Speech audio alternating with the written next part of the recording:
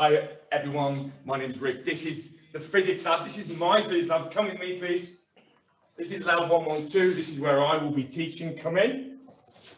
And what you're going to see first is going to be demonstrated by Brendan. Hi, come on over. Yeah, great to see you, Okay, so I'm Brendan Foster. I'm the other half of the physics team here at Solihull Sixth Form College. Physics sometimes looks a bit like magic. It's great, we love it. Okay, so first demo of the day. What have we got? Magnets. Everyone loves magnets. Okay, wouldn't be physics without a few magnets. And of course, magnets, paper clips. There we go. Okay, but here's an interesting thing. Aluminium is not magnetic, or is it? Okay, so what I'm going to do here, I'm going to use an alternating current and an electromagnet here, and wow, look at that. Do that again. Let's see that again. There it is. Aluminium reacting to a magnetic field. That's kind of weird. Let's see what happens when we use a ring with a split in it. What do you think? Suits me? I don't think so. Drop it on. Oh, is it still working? Is it? Yeah, definitely still on. Let's try the other one. Yeah? Wow. Physics is absolutely fantastic. Right, over to Rick. Guys, okay, let's talk about motion this time. So you're going to come with me here. Okay, I'm going to put on one of our air tracks here. And we're going to look at, coming nice and close, we're going to look at two trolleys and we're going to look at momentum, the conservation of momentum. So we've got a light trolley, we've got a heavy trolley. Look what happens when they do an inelastic collision. But we don't just do that, we want to record it as well. So we go onto this screen over here, right onto this screen. Have a look at this. We've got a heavy trolley and a light trolley, and this is what happens when they go apart. So we've got a huge difference between the velocities. This is conservation of momentum, all to do with the amount of mass before and after. The law says, let's do this again.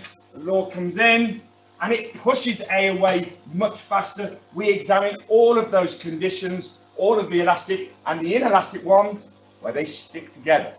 Okay, Brendan, go. Again, right, okay, so waves are great. Okay, you've done a bit of those in your GCSE, but we're looking at standing waves. Okay, so important question, how do you make a standing wave? You take away the chairs. Okay, so I'm going to make a standing wave today though with a vibration generator. Okay, right, coming in nice and close and have a look at this. This is a node, a position where the string is just not moving. Over here, let's bit of white paper. Hopefully that's a bit better for you, but have a look over here. This is an antinode where it moves all over the place. So this currently is set up for the second harmonic. I can increase the frequency and there we go. Bring it about 900. There we go. Look at that. That is the third harmonic. Okay, now very important when we are doing our physics is we use oscilloscopes. We love our oscilloscopes. So come on and have a look at this at the screen, and can you see there is our wave on the oscilloscope, and we can read from there to there a full time period, and from that, as you already know from your GCSE, you can find the frequency, and we'll be teaching you all about how to use oscilloscopes when you come and join us next year. Back to you, Rick.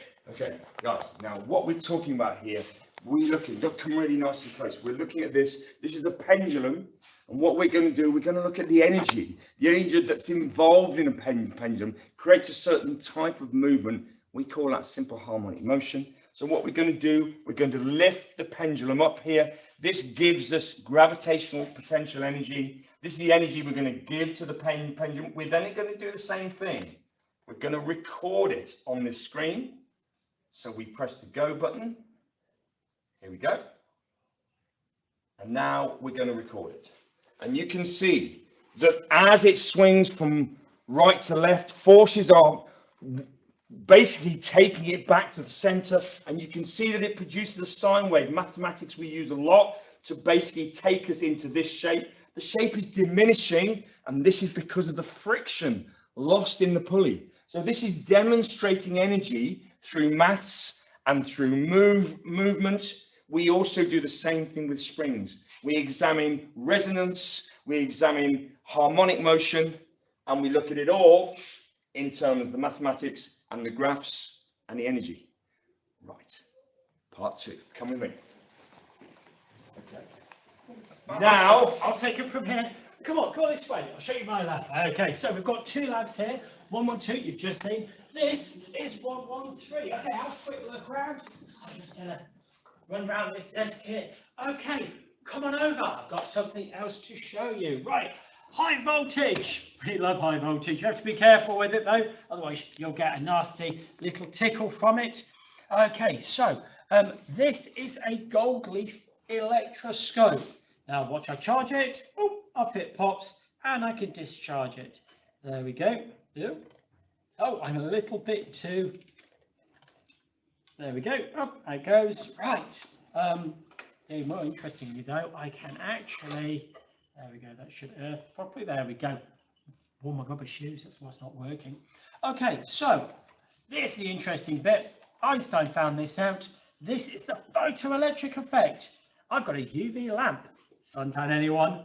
And what happens? The UV light discharges it. Not touching. The UV light discharges it. Let's see that again. Up it goes, and then ultraviolet light discharges it. Very, very interesting. But the most fascinating bit about it is look, I've got visible light over here. There we go. And what happens? Wow, nothing. Doesn't actually do it. This is quantum physics. You learned about this in the first year. Fascinating stuff. Back to Rick. Guys, let's get nuclear physics. Come this way.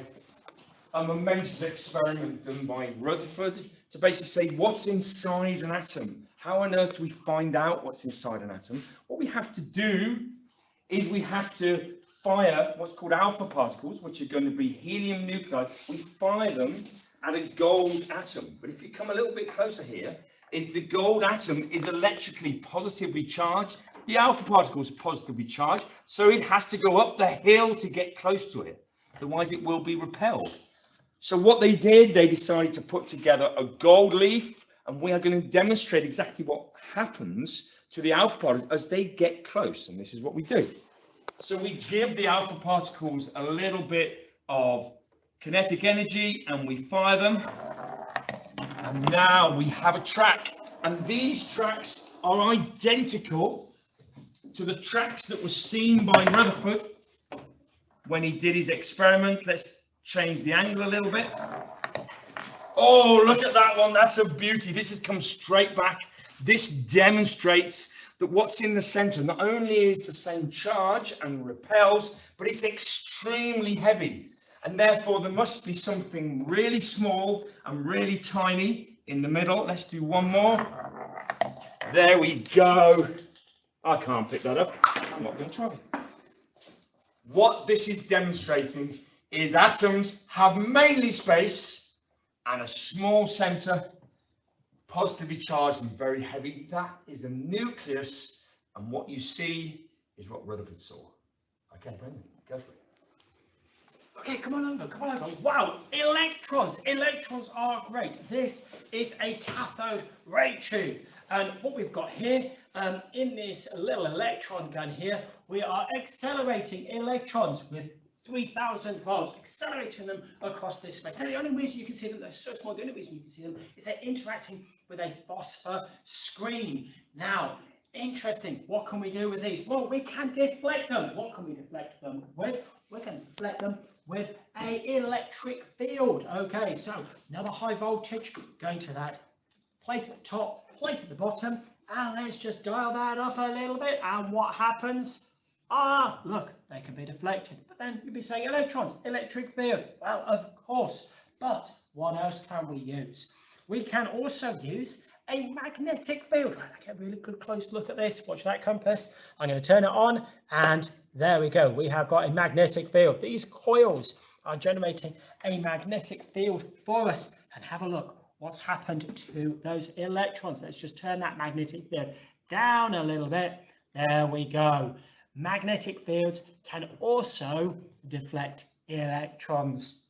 So this is year 2, electromagnetism, another one of our absolutely fascinating, just physics is pure magic, it's great stuff. Right, back to Rick.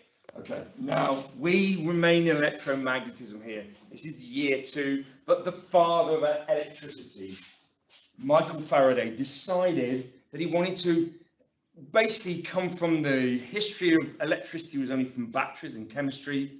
He knew something, come a little bit closer, he knew something about copper. He knew that metal, when it was pushed inside a huge magnetic field, which is this one, these are horseshoe magnets and they're very, very strong.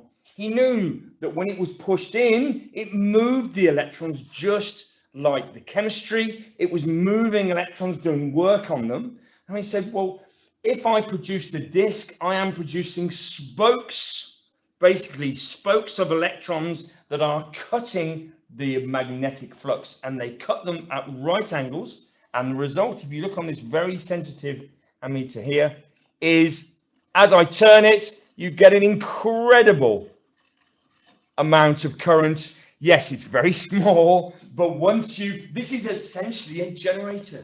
So Michael Faraday said, okay, battery does this. I can produce the same electricity if I turn a disk within a magnetic field. That's a turbine, that's a steam turbine, that's a dynamo. That's how we get our electricity from today onwards. Okay, and guys, that's it for physics.